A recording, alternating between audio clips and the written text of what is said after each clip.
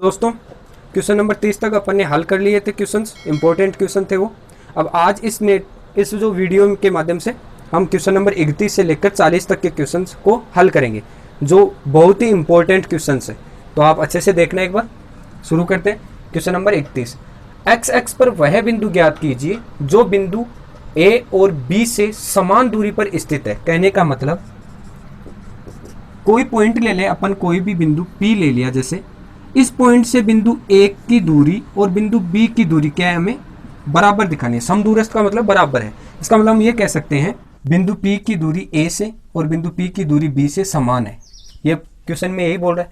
तो देखो, बिंदु A का मान है हमारे पास -2 और 5 और बिंदु B का मान है हमारा 2 और -3। ठीक है। अब यहाँ देखो P के निर्देशांक लेने हमें, x की बात कर रहा है, इसका मतलब y का मान 0 होगा, यहाँ x और 0 हो गया वैल्यू। ठीक है। और यहाँ से पी ए बराबर होगा किसके, पी ए बराबर होगा पी बी के। अब यहाँ देखो, आपको समदूरस्थ दूरी सूत्र आपको याद होगा अच्छे से। दूरी सूत्र कितना होता है, √x2 - x1 का whole square plus y2 - y1 का होल स्क्वायर। रूट में इस तरफ भी वही काम करेंगे। यहाँ तो आया पी ए के लिए, अब आएगा पी बी के लिए। तो √x2 - x1 का whole square plus y2 - y1 का होल स्क्वायर। यहाँ x1 x2 y1 y2 क्या है, अगर पी ए लूंगा तब x1 y1 ये होगा और x2 y2 ये होगा, और पी बी लूंगा तब x1 y1 ये होगा और x2 y2 बी वाला मान होगा। ठीक है। यहाँ देखो, रूट से रूट तो हो जाएगा कैंसिल, x2 - x1, तो x2 कितना हमारा -2। ए की बात कर रहा हूँ, पी ए की बात कर रहा हूँ, इसका मतलब -2 - x होगा, -2 - x का होल स्क्वायर होगा, प्लस y2 - y1 5 - 0 का होल स्क्वायर, 5 - 0 का होल स्क्वायर। रूट से रूट कैंसिल कर दिया ये दोनों तरफ। या तो आपके पास दो तरीके हैं, या तो आप इनका स्क्वायर कर दो पहले से, तो रूट ऑटोमेटिक हट जाएगा, या फिर दोनों का रूट यहाँ से हटा दो स्क्वायर करके। ठीक है। इस तरफ भी वही काम करेंगे, पी बी के लिए 2 - x का whole square plus y2 - y1 -3 - 0 का होल स्क्वायर, -3 - 0 का होल स्क्वायर। यहाँ देखो, a - b का होल स्क्वायर बनता है, यहाँ पर a + b का बनेगा, क्योंकि माइनस माइनस 2 बार आ रहा है। तो यहाँ देखो क्या लिखूंगा मैं, यहाँ a - b का होल स्क्वायर क्या बनता है, a - b का होल स्क्वायर बनता है अपना a² + b² - 2ab। ये वाला फॉर्मूला लगा देंगे यहाँ पर।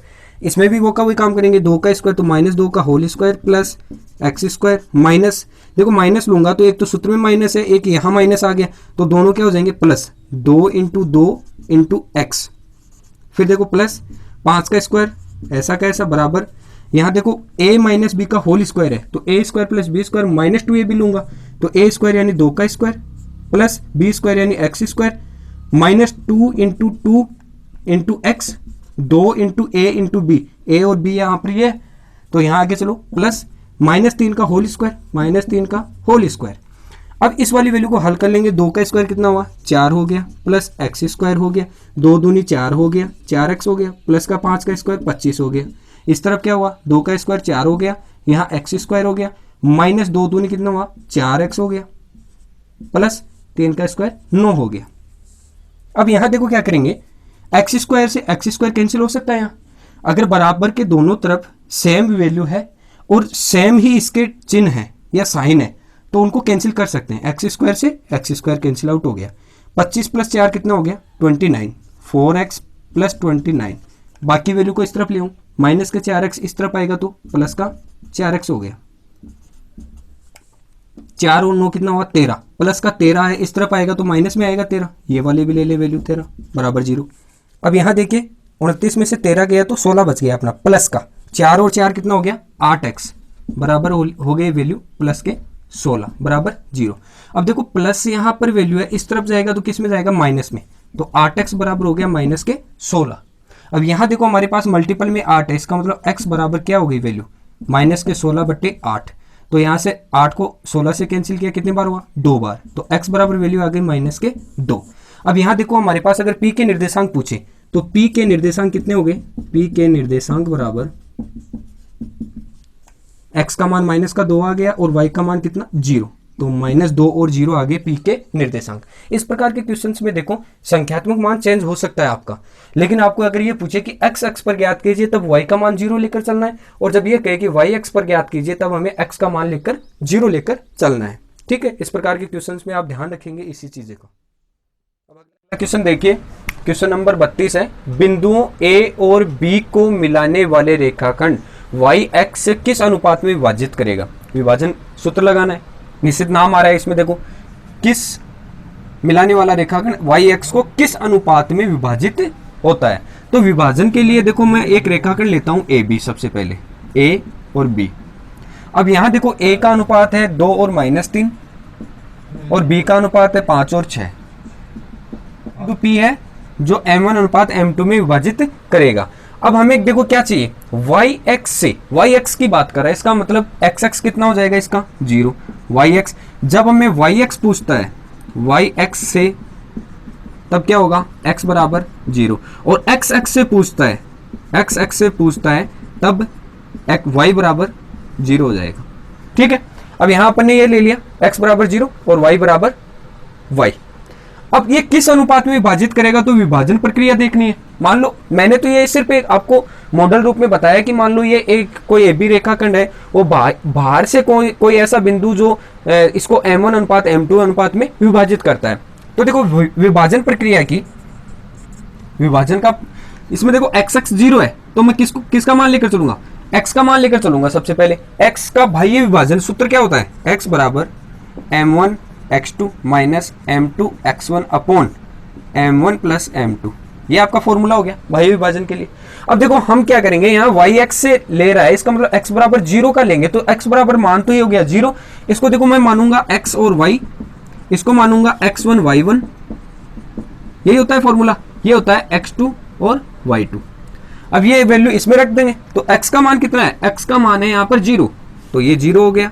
m1 है इंटू x2 कितना है हमारा 5, माइनस m2 की जगह m2 है, इंटू x1 की वैल्यू 2 है, अपॉन m1 प्लस m2 ऐसा कैसा। ठीक है, अब यहां देखो हम क्या करेंगे, ये वाली वैल्यू है वो मल्टीपल बट्टे में है, तो ऊपर जाएगी तो मल्टीपल होगी, और 0 से मल्टीपल होकर क्या हो गया, इसका मान कितना हो जाएगा 0 हो जाएगा। तो इस तरफ तो हो गया 0, वैल्यू बची अपनी 5m1 माइनस 2m2। ठीक है, अगर मुझे m1 को इस तरफ लाना है या m2 को इस तरफ लेकर आऊंगा, तो ये माइनस में है, इस तरफ आएगा तो प्लस में हो जाएगा। या फिर इसको इस तरह से लिख सकता हूं मैं, देखो इस वैल्यू को 5m1 माइनस 2m2 बराबर 0। यहां m1 को यहां रख लूं, m2 को इस तरफ भेज दूं, किस में जाएगा प्लस में, तो 2m2 हो गया। मुझे चाहिए क्या, अनुपात चाहिए, m1 अनुपात m2, कहने का मतलब m1 अपॉन m2 चाहिए। तो m1 में m2 का भाग लगा दूं, बाकी वैल्यू का इस तरफ भाग लगा दूं, सिर्फ हमें m1 और m2 चाहिए यहाँ, तो m1 अपॉन ये आ गया m2 इधर, जो चीज मल्टीपल में होती है भाग में आएगी, जो चीज ये वाली मल्टीपल में है ये इसके भाग में चली जाएगी, तो 2/5। तो m1 अनुपात m2 का मान आ गया अपना 2:5। ठीक है, ये किस अनुपात में विभाजित करेगा, 2:5 के अनुपात में विभाजित करेगा इसको। अब अगला क्वेश्चन देखिए, क्वेश्चन नंबर 33 है, वह अनुपात ज्ञात कीजिए जबकि बिंदु ए, कोई बिंदु R मान लो, कोई बिंदु R बिंदुओं A और B को अंत विभाजित करता है। तो अंत विभाजन का फॉर्मूला लगेगा इसमें निश्चित रूप से। तो देखो मान लो कोई बिंदु है हमारा A और B, A ये है B ये, अंत विभाजन कोई बिंदु R अपन ने ले लिया जिसके निर्देशांक है हमारे पास में -3 और P, और A के निर्देशांक है -5 और -4, और B के निर्देशांक है हमारे पास में -2 और 3। ठीक है, ये विभाजन कर रहे हैं, यहाँ पर दो भागों में विभाजित कर रहा है रेखाखंड को। इसको मानते हैं हम हमेशा x1 x और y, और ये वाला होता है x1 और y1, और ये होता है x2 और y2।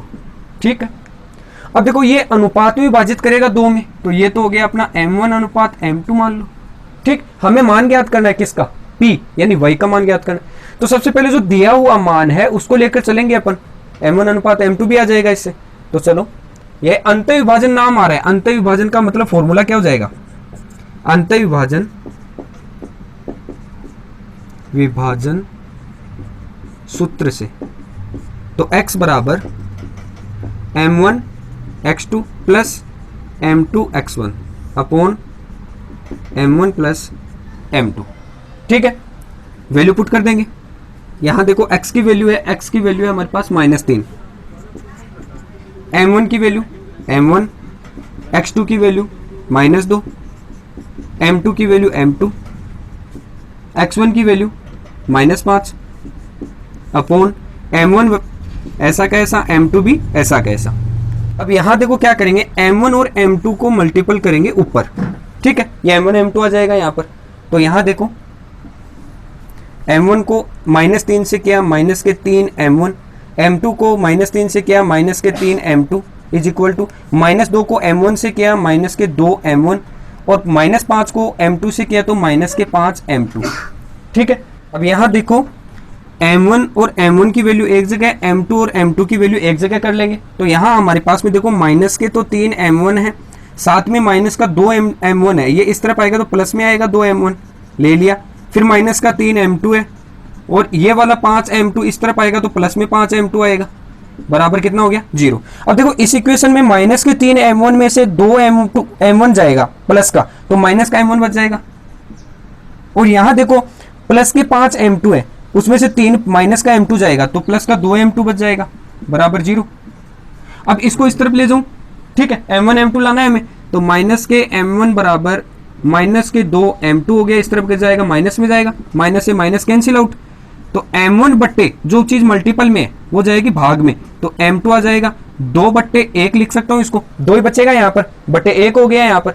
तो अब देखो इसको क्या लिख सकता हूं मैं, m1 अनुपात m2 का मान मैं लिख सकता हूं 2:1 आ गया हमारे पास में। हमें मान किसका चाहिए, p का मान चाहिए, तो p के मान के लिए yx के लिए कोई ना कोई समीकरण लेनी पड़ेगी अंतर विभाजन की, तो yx के लिए समीकरण ले लेंगे, y बराबर वही सूत्र m1 y2 हो जाएगा इस बार प्लस m2 y1 हो जाएगा अपॉन m1 प्लस m2 हो जाएगा, ठीक है।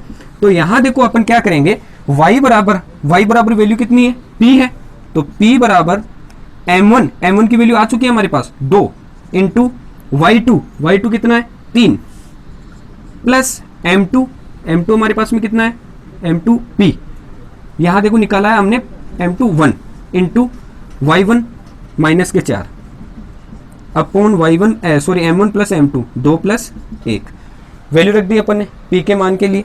तो p बराबर अपन को क्या लिखना है, 3 को 2 से किया 6, फिर -4 को 1 से किया तो -4 बट्टे 2 और 1 कितना हुआ 3, तो p बराबर वैल्यू आ गई 6 में से 4 गया तो 2 बच गया बट्टे 3 बच गया, p की वैल्यू आ गई अपने पास 2/3, अनुपात आ गया अपने पास m1 अनुपात m2 आ गया 2:1, ठीक है। अब अगला क्वेश्चन देखिए, क्वेश्चन नंबर 34 है, एक रेखाखंड का एक सिरा 4,0 है और मध्य बिंदु के निर्देशांक है 4,1। एक रेखाखंड है, उसका एक सिरा a और दूसरा सिरा b और मध्य बिंदु है कोई मान लो p, उसके निर्देशांक दिए हुए, मध्य बिंदु के निर्देशांक है 4 और 1, ठीक है, और एक सिरा का निर्देशांक है 4,0 ले लिया अपन ने।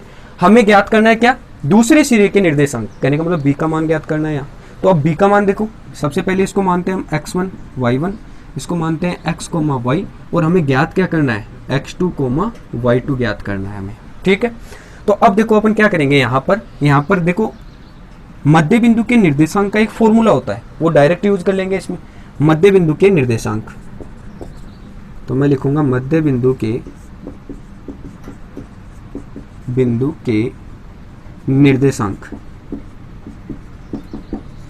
क्या होता है, x बराबर x1 प्लस x2 बट्टा 2 और y बराबर y1 प्लस y2 बट्टा 2। यहाँ देखो x1 और प्लस x2 बट्टा 2 ये x के बराबर होगा, ये वाला अपने पास क्या है x है, तो x की जगह मैंने रख लिया है यहाँ पर 4, x1 की वैल्यू है 4 प्लस x2 ये ऑलरेडी याद करना हमें y2, y की वैल्यू देखो y की वैल्यू 1 बराबर y1 0 प्लस y2 ज्ञात करना है अपॉन 2, 2 को मल्टीपल करूंगा 4 से तो 4 दूनी 8 प्लस के 4 प्लस के x2, 2 को मल्टीपल 1 से किया 2, तो 0 में y2 को ऐड किया तो y2 तो निकल गया अपना, 2 को 1 से मल्टीपल किया 2 हो गया, 0 में y2 को ऐड किया y2 हो गया, y2 बराबर कितना आ गया 2, इसका निर्देशांक आ गया 2 हमारे पास, b बिंदु के निर्देशांक आ गए 2। अब देखो ये देखना है, 4 को इस तरफ लेके आऊंगा माइनस में आएगा, तो वैल्यू क्या बन गई 8 - 4 बराबर x2, तो x2 कितना आ गया 8 में से 4 गया तो 4, दूसरे की वैल्यू भी आ गई 4 हमारे पास।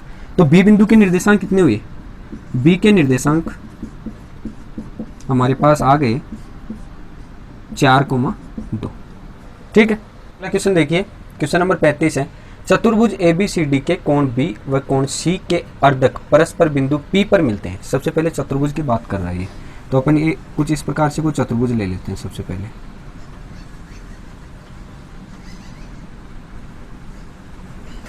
और एंगल B और C का लंब अर्धक बिंदु P पर मिला देते हैं। कोई मान लो यहाँ कोई बिंदु P है, ठीक है। अब उससे देखो BC, A और D ले लिया अपन, ठीक है। अब यहाँ देखिए P बिंदु, ये वाला एंगल और ये वाला एंगल दोनों बराबर, अर्धक है, इसका मतलब ये एंगल और ये एंगल भी क्या होगा, बराबर होगा, ठीक है। इसका मतलब अपन कह सकते हैं, प्रूफ है इसका। देखो अब थ्योरम चल गई है अपनी, थोड़ा सा ध्यानपूर्वक पढ़ेंगे इनको, क्योंकि हमें सिद्ध क्या करवा रहा है, दे क्या रहा है, कुछ सिस्टमेटिक तरीके से अपन को सभी क्वेश्चंस को हल करके चलना है जैसे हमें दिया हुआ है। अब देखो सबसे पहले दिया क्या है, दिया है कि एंगल, एक तो चतुर्भुज है ABCD, एक तो ABCD एक चतुर्भुज है, ले लिया अपन। दूसरा पर बोल रहा है कि एंगल B और एंगल C का लंब अर्धक है बिंदु P। Angle B comma angle C का अर्धक, सॉरी अर्धक कौन सा है, एंगल P है, या बिंदु P मान लो, बिंदु P है। B और C का अर्धक है बिंदु P। दूसरा हमें क्या दिया हुआ है, देखो चतुर्भुज दे दिया, बिंदु P दे दिया जिसके सम्मुख भुज है, यहाँ पे देखो ये और ये लंब सॉरी अर्धक है कितने, एंगल B के और एंगल C के, ठीक। अब देखो हमें सिद्ध क्या करना है, सिद्ध करना है कि जो ये रेखा है हमारे पास में P, अब इस P से मैं कुछ, देखो यहाँ रेखाखंड दिया हुआ है ये वाला AB, इसके ऊपर मैं P बिंदु से कोई लंब खींच रहा हूं ताकि हमें आसानी रहे कि सिद्ध करने में। जैसे देखो यहाँ पर AB और CD से समदूरस्थ है, AB और CD से समदूरस्थ है, इसका मतलब ये दूरी और ये दूरी हमें सिद्ध करनी है, ठीक है। तो सबसे पहले सिद्ध करने के लिए ये दूरी तो ले, कोई पॉइंट तो माने ऐसा जिसको हमें सिद्ध करना हो। तो मैंने यहाँ पर बिंदु M ले लिया कोई, और बिंदु यहाँ ले लिया N, और यहाँ से यहाँ मैंने क्या किया, लंब डाल दिया, यहाँ क्या किया, लंब डाल दिया P बिंदु से, और इस तरफ भी N बिंदु पर क्या किया, मैंने लंब डाल दिया। चतुर्भुज को थोड़ा सा मैंने 90 डिग्री का लेकर चला हूँ, तो इसको थोड़ा सा आप 90 डिग्री ना होकर थोड़ा कम कर लेना, ठीक है। और यहाँ लंब अर्धक लंब खींचने के बाद अब हमारे पास वैल्यू आ गई कि PM बराबर होना चाहिए किसके, PN के, ठीक है। तो PM हमें बराबर करना है PN के, ये हमें सिद्ध करना है, ठीक है। अब इसके लिए देखो मैं एक छोटी सी रेखा की रचना कर रहा हूं। अगर ये रेखा, अगर ये पॉइंट इन दोनों पर लंब समद्विभाजक हो सकता है, इसका मतलब ये तीसरी रेखा BC पर भी हो सकता है लंब, तो ठीक है। तो यहां मैं इस L की रचना कर रहा हूं जो कि PL एक ऐसी रेखा है जो BC को क्या कर रही है, लंब बना रही है। तो रचना मैंने एक क्या किया, रचना में सबसे पहले मैंने क्या मिलाया, P को P बिंदु का लंब है या PL लंब है किस पर, BC पर खींचा ताकि हमें सोल्व करने में आसानी रहे। अब यहाँ देखो ये खींचने के बाद अपन ये कह सकते हैं कि अगर मैं ये कहूँ बिंदु PM बराबर होगा किसके, PL के, क्योंकि दूरियां बराबर होंगी, ये वाली दूरी तो बराबर होगी क्योंकि इनका क्या है, ये लंब अर्धक है, ये सॉरी दोनों एंगल क्या है, PC क्या है, C का अर्धक है, और PB क्या है, B का अर्धक है, इसलिए ये L तो इन दोनों के बीच आएगा, दोनों के बराबर आएगा यहाँ पर। तो देखो उत्पत्ति में क्या लिखेंगे, प्रूफ में क्या लिखेंगे कि सबसे पहले हम ले रहे हैं कौन सा, ABCD चतुर्भुज लिया। ABCD चतुर्भुज में सबसे पहला काम अपन कर रहे हैं कि ये जो P और M है वो किसके बराबर होगा, PM बराबर होगा PL के। क्यों होगा, क्योंकि जो PC रेखा है वो C कोण का अर्धक है, या इस तरफ वाला ले लो, PB रेखा है, PB कोण B का अर्धक है। तो ये वाला क्या हो गया, 90 डिग्री बन गया, लंब अर्धक हो गया। और दूसरा हम ले रहे हैं कौन सी वैल्यू, P और N। अब देखो PN किसके बराबर होगा, इसके बराबर होगा, तो PL के बराबर होगा ये भी, PN बराबर PL। क्यों, क्योंकि P और ये वाली रेखा PC क्या है, एंगल C का अर्धक है, ठीक है। इसलिए ये समीकरण हो गया। इसको समीकरण 1 दे दो, इसको समीकरण 2 दे दो। समीकरण 1 और 2 में देखो ये चीजें बराबर हैं, ठीक है, पी एल बराबर है दोनों के। तो इस पी एल की जगह मैं इस पी एल वाला मान रख दूं पी एम, या फिर इसकी जगह ये वाला मान रख दूं। तो इक्वेशन 1 और 2 से हम क्या कह सकते हैं, इक्वेशन 1 और 2 से कह सकते हैं कि पी एम है वो किसके बराबर हुआ, पी एन के बराबर हुआ, जो कि हमें क्या करना था, सिद्ध करना था, पी एम बराबर पी एन लाना था।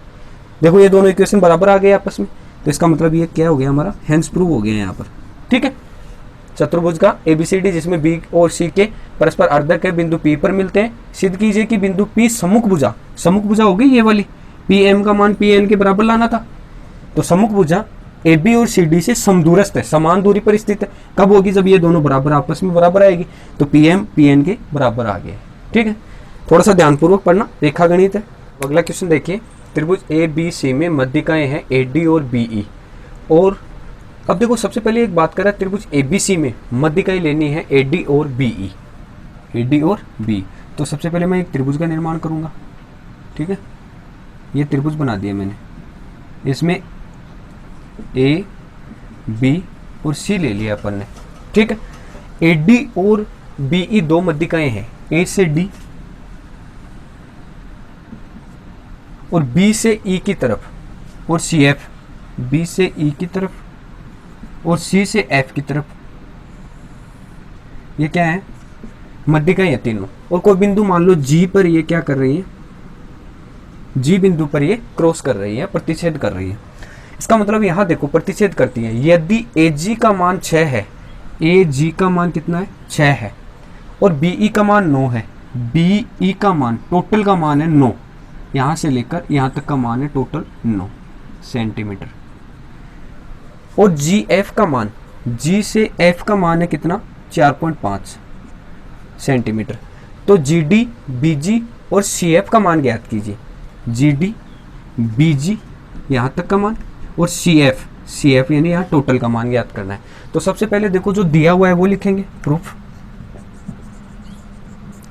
क्या दिया हुआ है, हमें दिया हुआ है देखो, एक तो ए जी, एक तो त्रिभुज एबीसी तो दिया ही हुआ है, साथ में मध्यिकाएं भी दी हुई है। उसके साथ देखो ए जी क्या दिया हुआ है, 6 सेंटीमीटर। और फिर और क्या दिया हुआ है, हमें ये भी तो दिया हुआ है बीई का मान, बीई का मान दिया हुआ है कितना, 9 सेंटीमीटर।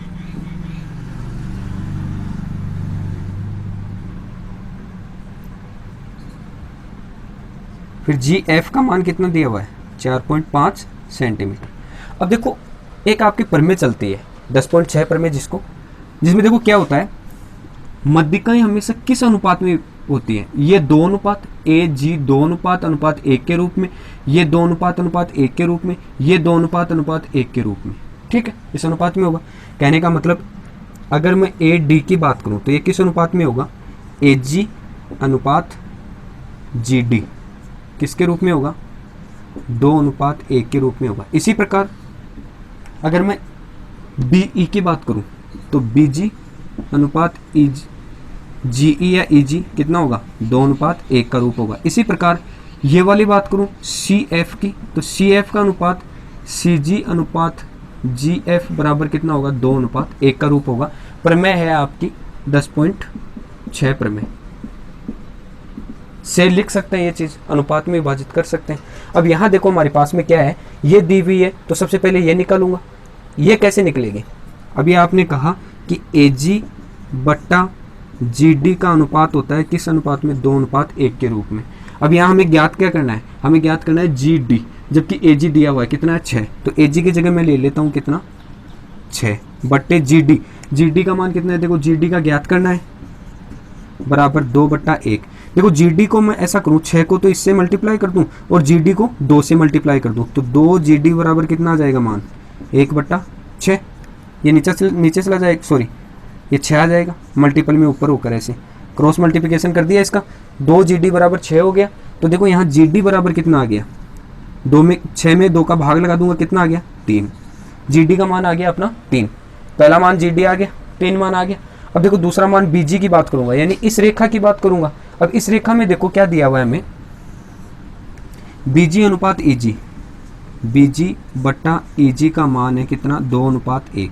लेकिन देखो हमें ई जी वाला मान नहीं चाहिए, क्योंकि हमारे पास टोटल मान है। इसका मतलब टोटल मान के लिए मैं टोटल मान का अनुपात लूंगा सबसे पहले।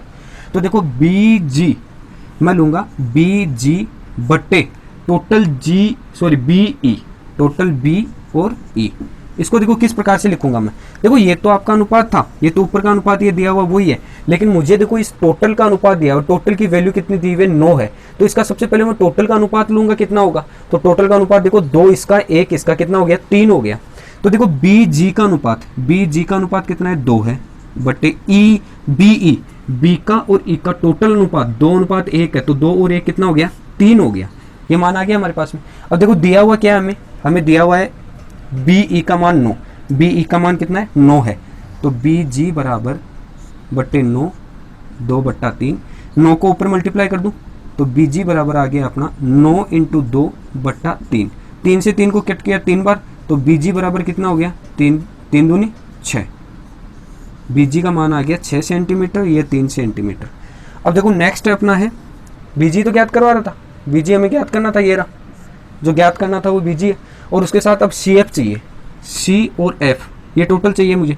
तो देखो यहाँ क्या दिया हुआ है सी जी अनुपात या सी जी बट्टा जी एफ का मान है कितना 2/1, ठीक। दिया हुआ क्या है हमें एफ और जी का मान 4.5 है, या जी एफ का मान 4.5 है, रख दें सी जी अपॉन 4.5 बराबर 2/1, या 2 ही रख दो इसको मान, और 4.5 को मैं मल्टीप्लाई कर दूं 2 से, तो कितना हो गया सी जी बराबर 9 हो गया, ठीक है। सी जी आ गया हमारा 9, सी और जी आ गया कितना 9।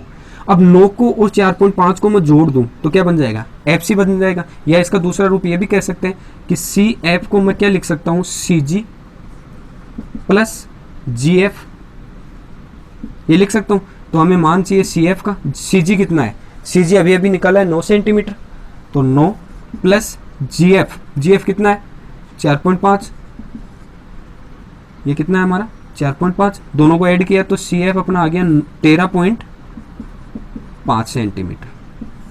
तीनों चीजें आ गई सी जी, सी एफ, बी जी और जी डी हमें ज्ञात करा था, एक तो जी डी मिल गया, बी जी मिल गया, सी एफ आ गया लास्ट में, ठीक है। क्वेश्चन देखिए, क्वेश्चन नंबर 37 है, किसी त्रिभुज के एक भुजा के समांतर खींची गई एक रेखा त्रिभुज की शेष 2 भुजाओं को प्रतिच्छेद करे तो यह दोनों भुजाओं के समान अनुपात में दोनों भुजाओं को समान अनुपात में विभाजित करती है। देखो नाम है प्रमेय का थेल्स प्रमेय, या तो आपको डायरेक्ट ये भी पूछ सकता है थेल्स प्रमेय बताओ, या फिर डायरेक्ट आपका स्टेटमेंट ये भी आ सकता है, ठीक है। तो यहाँ अपन देखो क्या करेंगे, सबसे पहले इसका डायग्राम बनाते हैं, उसी से हल होगा। तो सबसे पहले ये बोला किसी त्रिभुज के एक भुजा के समांतर, तो सबसे पहले एक त्रिभुज ले रहा हूं मैं,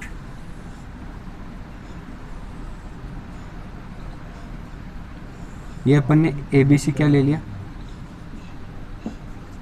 त्रिभुज ले लिया। किसी एक भुजा के समांतर भुजा लेनी है, किसी एक रेखा के एक भुजा के समांतर खींची गई एक रेखा, तो इस भुजा के समांतर में कोई ये वाली और रेखा ले ली, इसका नाम दे दिया डी और ई, ठीक है। शेष 2 भुजाओं को प्रतिच्छेद करती है समान, यानी यहाँ दोनों का अर्ध के रूप में समान रूप में प्रतिच्छेद करे तो यह दोनों भुजाएं के समान अनुपात में विभाजित करेगी, समान अनुपात होगा इसका। तो देखो अगर आपके पास में थेल्स नाम आता है, थेल्स प्रमेय का नाम आता है, तो आपको स्टेटमेंट याद रखना होगा कि किस प्रकार का स्टेटमेंट इसका थेल्स प्रमेय का है, या फिर डायरेक्ट आपको स्टेटमेंट भी दे देगा, ठीक है। तो इसको याद रखने के लिए देखो सबसे पहले दिया हुआ क्या है हमें, एक त्रिभुज है जिसकी बी सी भुजा के समांतर कोई डी ई रेखा है, ये तो दिया हुआ है, दिया है त्रिभुज एबीसी में बीसी के समांतर रेखा है डी। अब देखो इसके अलावा हमें सिद्ध क्या करना है, सिद्ध हमें यह करना है कि ये दोनों अनुपात बराबर होने चाहिए, यानी ए डी का अनुपात डी बी सिद्ध करना है, A D upon D B बराबर होना चाहिए किसके, ए ई बटा ई सी के, इन दोनों के अनुपात के, ए ई बटा ई सी के। तो देखो मैं कुछ रचनाएं कर रहा हूँ, रचना क्या करनी है अपन को, अपने रचना वो होती है जो अपन खुद के द्वारा करते हैं।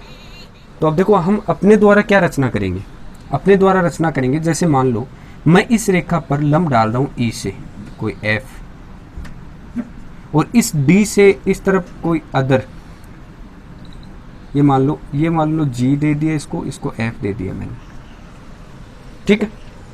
डी से लंब डाला मैंने ई ए पर एफ, और ई से लम्ब डाला मैंने ए डी पर जी लम्ब डाल दिया।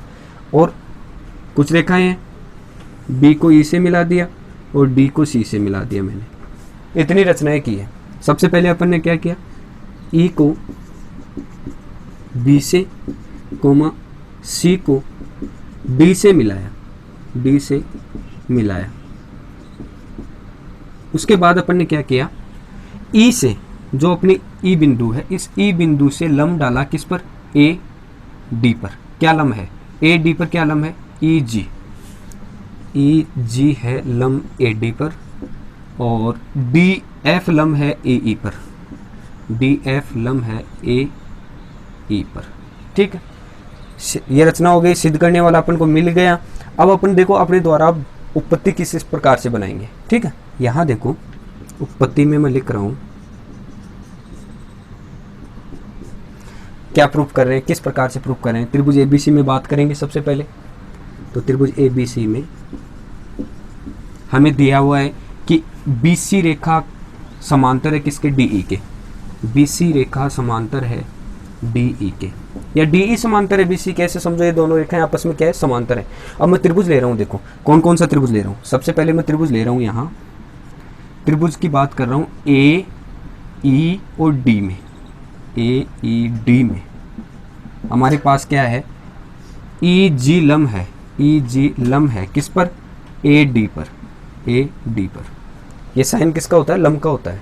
ठीक है, अब यहाँ देखो ई जी लम्ब है ए डी पर, इसका मतलब मैं इस त्रिभुज में और इस त्रिभुज में अगर मैं समांतर देखूं डी ई बी में, तो देखो इस रेखा पर टोटल पर लम्ब ये दोनों पर सेम लम्ब है, ये वाला ही लम्ब आ रहा है इस रेखा पर ए बी पर। तो सबसे पहले मैं इस त्रिभुज की बात करूं तो त्रिभुज ए बी या ए ई डी का क्षेत्रफल क्या हो जाएगा, क्षेत्रफल का सूत्र 1/2 गुणा आधार गुणा ऊंचाई होगा। क्या आधार गुणा ऊंचाई होगा, तो इसका क्षेत्रफल 1/2। आधार कितना है, आधार अपना ए डी है, ए ई डी में, ए ई डी में आधार अपना ए डी है, इंटू ऊंचाई कितनी है, ऊंचाई ये लंब वाली होगी ई जी। इक्वेशन फर्स्ट दे दूं इसको। इसी प्रकार से मैं दूसरा त्रिभुज ले रहा हूं इसी पार्ट में, त्रिभुज कौन सा, यहां देखो डी ई बी ले रहा हूं। अब डी ई बी का क्षेत्रफल सेम काम होगा, 1/2 गुणा आधार गुणा ऊंचाई लूंगा।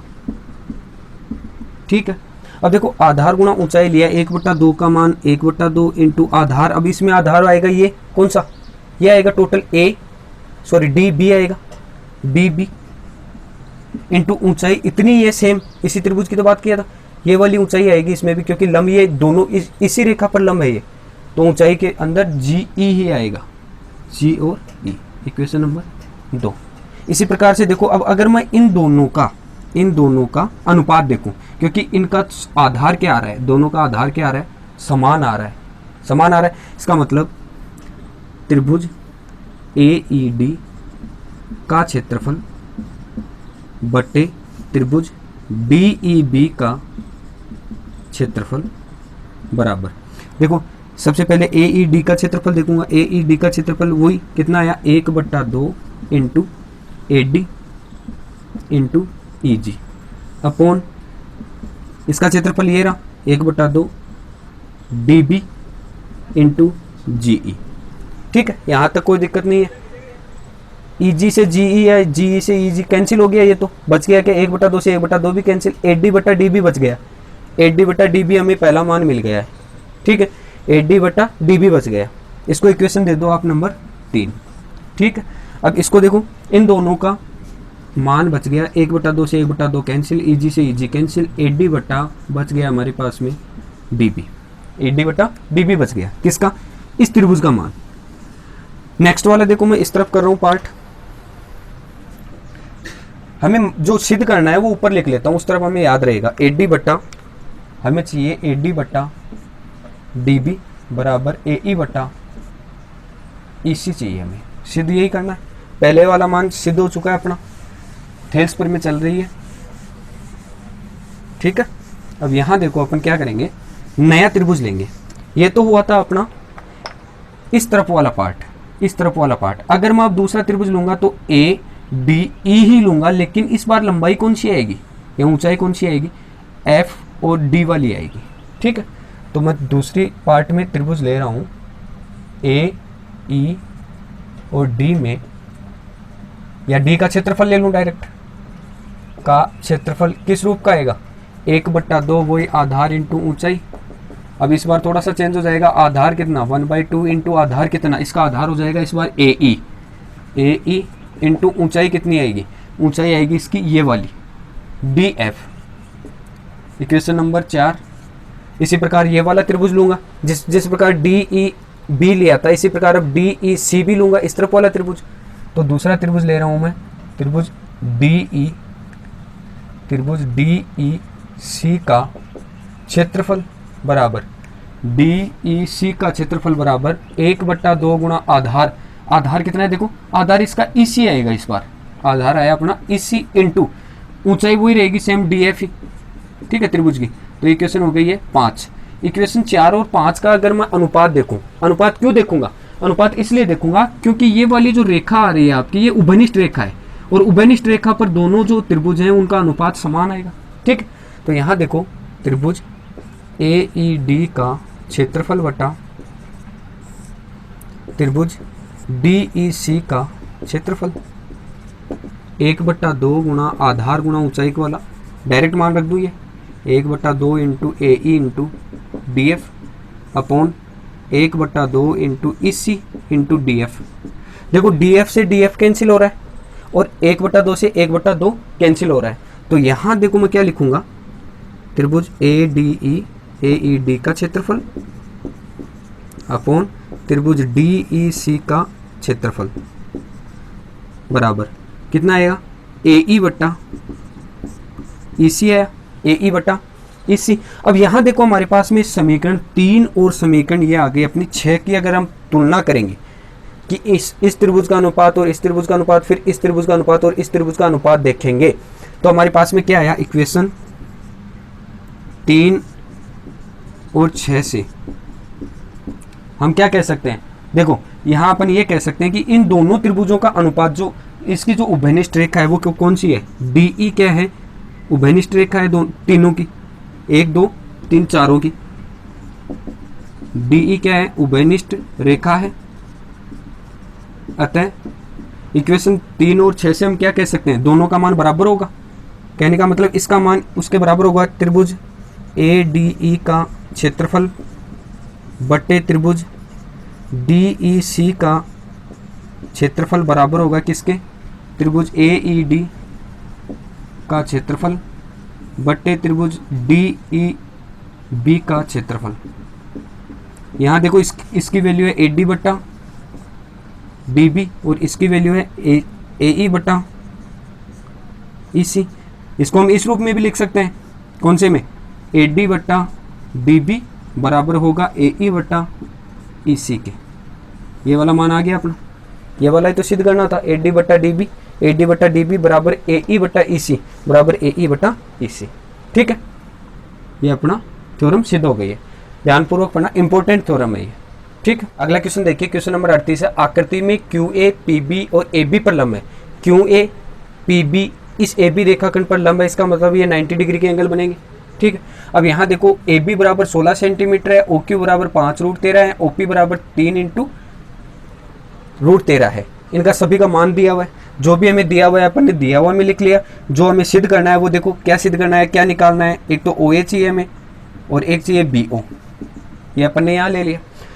किसी भी प्रकार के प्रमेय आ जाओ, सबसे पहला काम अपन को यही करना है कि क्या तो दिया हुआ है, क्या हमें सिद्ध करना है, हम अपनी तरफ से कौन सी रचना कर रहे हैं और उत्पत्ति में क्या हमें दिया हुआ या सिद्ध करना है, या अपने क्या लिखा है। ये चारों चीज़ें तो आपको इस प्रकार से डिफाइन करनी ही पड़ेगी, यहाँ लिखना ही पड़ेगा, क्योंकि जब भी नंबर बोर्ड नंबर देता है तो इन सब में डिवाइड होता है नंबर, फिर पूरे क्वेश्चन का नंबर बनता है इसमें। ठीक है, तो कुछ इस प्रकार से करेंगे। उत्पत्ति में देखो 2 त्रिभुज बन गए, एक त्रिभुज ये, एक त्रिभुज ये, तो मैं त्रिभुज बात कर रहा हूँ ए ओ क्यू, व दूसरा त्रिभुज है अपना ओ पी बी में, ओ पी बी में। यहाँ देखो ये एंगल 90, ये वाला 90, इसका मतलब मैं ये कह सकता हूँ एंगल क्यू ए ओ का मान किसके बराबर होगा, ओ बी पी के बराबर होगा, और कितना डिग्री होगा, 90 डिग्री होगा, 90 डिग्री होगा। ठीक है, अब देखो दूसरा क्या है हमारे पास में, ये वाला एंगल इस एंगल के बराबर हो रहा है, क्यों हो रहा है, शीर्षाभिमुख एंगल है। तो A O Q, angle A O Q बराबर होगा किसके, बी ओ पी के, बी ओ पी के। क्यों, क्योंकि शीर्षाभिमुख है,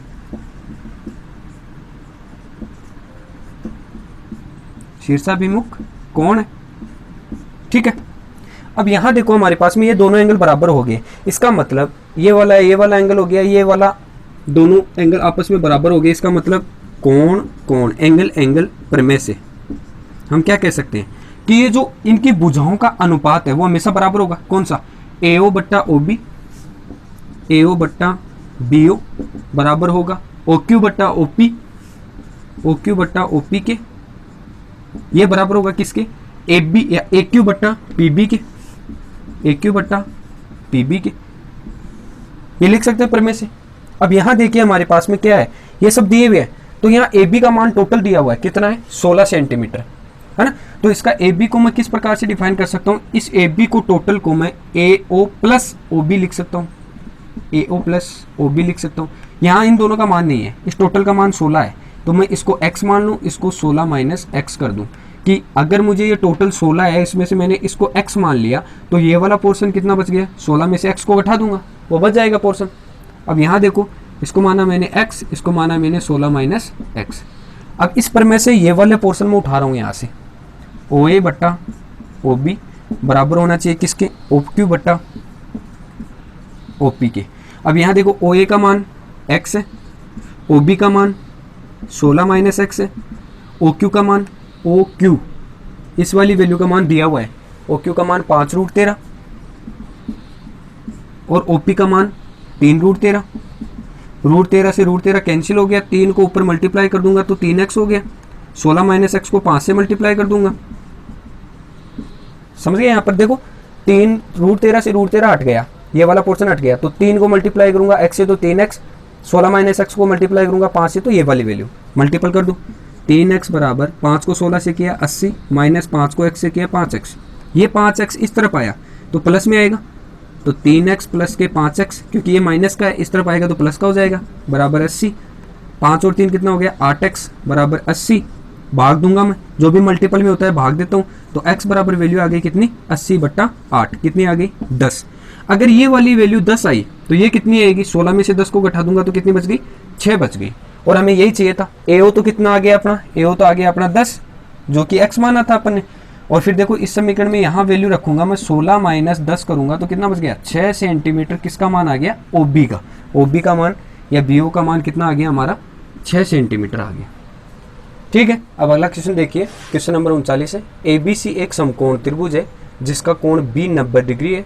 माना कि D और E कोई क्रमशः AB एवं BC पर दो बिंदु स्थित हैं, और सिद्ध करो कि AE का स्क्वायर प्लस CD का स्क्वायर बराबर AC का स्क्वायर प्लस DE का स्क्वायर हमें सिद्ध करना है। तो सबसे पहले 90 डिग्री का एंगल बनाए, ये अपन ने त्रिभुज ले लिया कोई ABC, ये 90 डिग्री B एंगल बन गया, ये A ये C। अब देखो क्या बोल रहा है, 90 डिग्री का B एंगल होना चाहिए, बना दिया। माना D और E कोई क्रमशः AB पर है D, AB पर है D बिंदु कोई, ये मैंने ले लिया कोई D बिंदु, और E बिंदु है किस पर, BC पर, BC पर है कोई बिंदु E, ये अपन ने E ले लिया, स्थित है, और हमें ये सिद्ध करना है। तो देखो इसके साथ साथ क्या आ रहा है, यहाँ एक ये मान आ गया और यहाँ से ये वाला मान आ गया। ठीक है, दो मान। अब मैं D और E को मिला रहा हूँ, रचना कर रहा हूँ इसकी, D और E को मैं मिला रहा हूँ, ये पॉइंट हो गया अपना O। दिया हुआ क्या है, प्रूफ है, दिया है हमें एंगल B 90 डिग्री ABC में, त्रिभुज ABC में एंगल B 90 डिग्री। उसके बाद में A B के बीच में या कहीं भी मान लो एक D बिंदु है और E बिंदु है, दोनों बिंदुओं के ऊपर, ये इन दोनों रेखाखंड के ऊपर स्थित है, ये बिंदु D है, ये बिंदु E है। ठीक है, ये भी दिया। अब देखो सिद्ध क्या करना है, सिद्ध करना है ये वाला मान AE का स्क्वायर प्लस CD का स्क्वायर बराबर AC का स्क्वायर प्लस DE का स्क्वायर। ठीक है, ये हमें सिद्ध करना है। तो इसकी उत्पत्ति क्या हो जाएगी, देखो अब रचना, देखो अपने रचना क्या की है, रचना वो होती है जो हमारे खुद के द्वारा जो बनाई जाती है, डायग्राम में कुछ अतिरिक्त मान या अतिरिक्त रेखाएं खींची जाती है। तो अतिरिक्त रेखा देखो मैं D और E को मिला रहा हूँ। ठीक है, तो डी ई को मिलाया। अब उत्पत्ति देखो, उत्पत्ति में अपन क्या करेंगे, इनको सिद्ध करेंगे। सिद्ध करने के लिए देखो मैं त्रिभुज लूंगा सबसे पहले, समकोण त्रिभुज। तो हर जो भी त्रिभुज लूंगा समकोण त्रिभुज तो लेना ही है, क्योंकि ये मान उसी से तो डिफाइन होगा। समकोण त्रिभुज में ही अपना एक फॉर्मूला लगता है, पाइथागोरस प्रमेय, कर्ण का स्क्वायर बराबर आधार का स्क्वायर प्लस लंब का स्क्वायर। ठीक है, ये फॉर्मूला बनता है इसका। तो इसलिए हमें समकोण त्रिभुज पर ही सारा मान करना है। देखो पहला त्रिभुज लूंगा मैं ए बी ई, और दूसरा त्रिभुज लूंगा मैं डी बी सी, दोनों में 90 डिग्री आ रहा है। ठीक है, उभयनिष्ठ। तो सबसे पहला त्रिभुज ले रहा हूं मैं ए बी ई में, देखो कर्ण का स्क्वायर, ये फॉर्मूला लगाऊंगा। कर्ण क्या है, सबसे बड़ी भुजा होगी कर्ण, यानी ए ई का स्क्वायर बराबर ए बी का स्क्वायर प्लस बी ई का स्क्वायर, जहां एंगल बी क्या है 90 डिग्री है। तो कर्ण पाइथागोरस प्रमेय के आधार पर ए ई का स्क्वायर बराबर ए बी का स्क्वायर प्लस बी ई का स्क्वायर, इक्वेशन फर्स्ट। इसी प्रकार दूसरा त्रिभुज ले रहा हूं, देखो मैं कौन सा, डी बी सी, इसमें भी 90 डिग्री आ रहा है। तो त्रिभुज डी बी सी में वही एंगल बी कितना आ रहा है, 90 डिग्री आ रहा है। इसलिए मैं क्या लिख सकता हूँ, पाइथागोरस पर मैं लगा सकता हूँ डी सी का स्क्वायर, सी डी या डी सी का स्क्वायर बराबर डी बी का स्क्वायर प्लस बी सी का स्क्वायर, डी बी का स्क्वायर प्लस बी सी का स्क्वायर। ये इक्वेशन हो गई दो। इक्वेशन एक और दो को मैं ऐड करूं, इसको इक्वेशन एक प्लस दो करूं मैं यहाँ पर, तो देखो ए ई का स्क्वायर प्लस डी सी का स्क्वायर बनेगा, ए ई का स्क्वायर प्लस डी सी का स्क्वायर बनेगा। साथ में ये वाला पोर्शन टोटल का टोटल जुड़ेगा किसके साथ, इसके साथ, यानी ए बी का स्क्वायर प्लस बी ई का स्क्वायर प्लस डी बी का स्क्वायर प्लस बी सी का स्क्वायर। ठीक है, टोटल वैल्यू जुड़ गई यहाँ। अब यहां देखो बी सी का स्क्वायर आ रहा है, तो जो न्यू त्रिभुज लेंगे अब, क्योंकि यहां हमें देखो साथ में ये इसको देखते चलना, ए का स्क्वायर सी डी का स्क्वायर, ए का स्क्वायर सी डी का स्क्वायर तो आ गया। अब अगला पोर्शन देखो ए सी चाहिए और डी ई चाहिए, तो ए सी चाहिए, ए और सी चाहिए, इसका मतलब बड़ा पूरा त्रिभुज लेना पड़ेगा। तो त्रिभुज में बात करूंगा किसकी, ए बी सी में बात करूंगा। इसको मैं इक्वेशन नंबर देता हूँ 3। अब ए बी सी में देखो वही 90 डिग्री आएगा बिल्कुल, इसमें भी कौन सा एंगल, बी एंगल आएगा 90 डिग्री। तो ए बी सी में मैं वही पाइथागोरस प्रमेय यूज करूंगा, सबसे बड़ी भुजा। तो ए सी का स्क्वायर बराबर ए बी का स्क्वायर प्लस बी सी का स्क्वायर लूंगा। समीकरण मान लो कौन सी, ए दे दो इसको। इसी प्रकार दूसरा त्रिभुज लूंगा मैं, कौन सा, ये छोटे वाला ले लूं अब, डी बी ई, इसमें भी बी एंगल आ रहा है 90 डिग्री का। ठीक है, तो त्रिभुज डी बी ई, जहां बी एंगल कितना आ रहा है 90 डिग्री आ रहा है, इसमें पाइथागोरस प्रमेय बन जाएगी डी ई का स्क्वायर बराबर डी बी या बी डी का स्क्वायर प्लस बी ई का स्क्वायर, बी ई का square, equation number B. Equation A और बी को ऐड कर रहा हूं, इक्वेशन ए प्लस बी कर रहा हूं। तो इन दोनों को ऐड करूंगा तो ए सी का स्क्वायर प्लस बी ई का स्क्वायर बराबर होगा ए बी का स्क्वायर प्लस बी सी का स्क्वायर और प्लस बी डी का स्क्वायर प्लस बी ई का स्क्वायर। क्योंकि ये इक्वेशन ऐड होगी तो बराबर के इस तरफ वाला तो इस तरफ जुड़ जाएगा दोनों मान, और बराबर के दूसरी तरफ वाला दूसरी तरफ जुड़ जाएगा। अब क्या ये वाला मान, इक्वेशन नंबर इसको मान लो 4, इक्वेशन नंबर 3 और 4 की अगर तुलना करें तो ए बी का स्क्वायर बी ई का स्क्वायर, ए बी का स्क्वायर बी ई का स्क्वायर, ये रहा। फिर देखो डी बी का स्क्वायर डी बी का स्क्वायर या बी डी का स्क्वायर, फिर बी सी का स्क्वायर तो बी सी का स्क्वायर, ये वाला पोर्शन टोटल इसके इक्वल आ रहा है।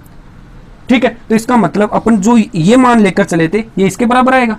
तो मैं बोल रहा हूं इक्वेशन नंबर 4 और 3 से क्या लिख सकता हूं, ये वाला पोर्शन ए ई का स्क्वायर प्लस बी सी का स्क्वायर बराबर होगा किसके, इस वाले पोर्शन के ए सी के स्क्वायर के, ए सी का स्क्वायर प्लस डी ई का स्क्वायर। ठीक है, ये वाला पोर्शन इसके बराबर हो गया, तो जो हमें चाहिए था वो हेंस प्रूव हो गया। ठीक है, तो इस वाली प्रमेय में थोड़ा सा हमें ध्यान रखना है, जो भी हमें त्रिभुज लेना है वो 90 डिग्री पर लेना है, क्योंकि पाइथागोरस प्रमेय है वो 90 डिग्री एंगल पर ही बनेगी। ठीक है, अब अगला क्वेश्चन देखिए, क्वेश्चन नंबर 40 है, दो समरूप त्रिभुजों के क्षेत्रफल। तो देखो दो समरूप त्रिभुज लेंगे सबसे पहले, ये मान लो ए बी सी ले लिया कोई, और दूसरा त्रिभुज मैंने ले लिया P Q R, P Q और आर। दो समरूप त्रिभुजों का क्षेत्रफल का अनुपात उनकी भुजाओं के वर्गों के समान अनुपात में होता है। तो देखो प्रूफ, यहां ये बोल रहा है कि त्रिभुज मान लो ए बी सी का क्षेत्रफल है, उसका अनुपात त्रिभुज पी क्यू आर के क्षेत्रफल के अनुपात के बराबर होगा। और उसका अनुपात किस रूप में आएगा? उसका अनुपात आएगा, जैसे मान लो मैं ये भुजा ले रहा हूं ए बी, तो ए बी का जो वर्ग है, स्क्वायर है, वो किसके बराबर होगा? पी क्यू के बराबर होगा। लेकिन हमें इस बात का ध्यान रखना है कि जो भी मान अपन जो भी भुजा लेंगे वो संगत भुजा होनी चाहिए। इसकी जैसे ए बी ले रहा हूं तो इसकी संगत भुजा कौन सी होगी? पी क्यू होगी। तब तो ये क्या होगा? सत्य रूप में आएगा। तब तो ये क्या हो जाएगा? बिल्कुल सत्य रूप आ जाएगा कि इसके वर्गों के अनुपात के बराबर होगा। क्योंकि ये छोटा क्वेश्चन है, ये छोटे क्वेश्चन में पूछा जा सकता है, वैसे ये ट्रू एंड फॉल्स का क्वेश्चन है, ठीक है। तो ये छोटे क्वेश्चंस में आपको 1 या 2 नंबर में मिल सकता है वहां बोर्ड में। तो यहाँ ए बी का स्क्वायर है, इस भुजा का वर्ग है, वो इस भुजा के वर्ग के बराबर आएगा, तब तो होगा सत्य। और अदरवाइज अगर त्रिभुज एबीसी का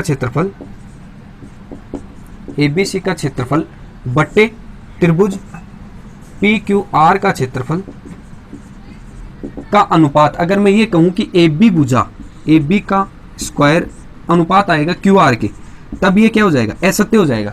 इसकी भुजा किस रूप में आनी चाहिए? हमेशा संगत भुजा के अनुपात में होना चाहिए, अनुपात में आना चाहिए, ठीक है। तो इसका मतलब अपन ये कह सकते हैं कि ए बी भुजा लेंगे तब अपन कौन सी भुजा लेंगे? पी क्यू लेंगे। बी सी भुजा लेंगे तब अपन क्यू आर लेंगे। और ए सी भुजा लेंगे तब अपन पी आर भुजा लेंगे। तब तो ये क्या हो जाएगा? सत्य हो जाएगा। अगर संगत भुजा नहीं आती है, तब ये कौन सा हो जाएगा? असत्य रूप आ जाएगा, ठीक है।